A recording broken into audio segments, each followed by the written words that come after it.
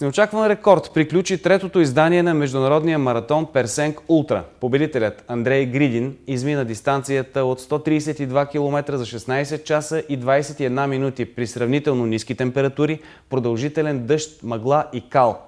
Досегашният рекорд държеше победителят в първото издание на ултрамаратона Даниел Стоеско, който преди 2 години измина разстоянието с около 30 минути по-дълго време. Вижте репортажа, който направихме заедно с оператора Стоян Станчев.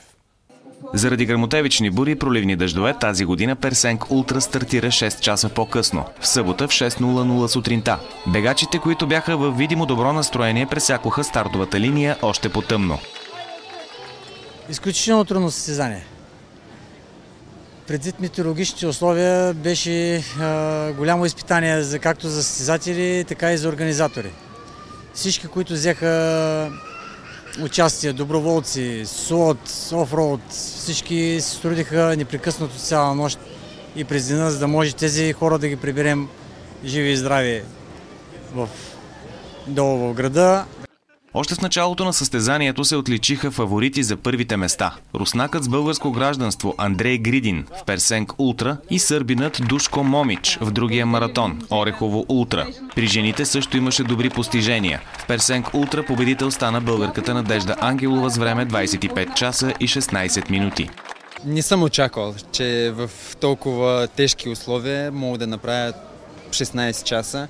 По принцип планувал малко по-бързо, но в този дъжд, мъгла и кал много тежко беше. Като започнеш с гръмотевиците, които падат близо до главата ти, бягаш часове наред с мокри крака, които ние всички знаем, включително Андрей, до какво води това. 2 пъти бях на ръба на хипотермия, което също не е особено приятно.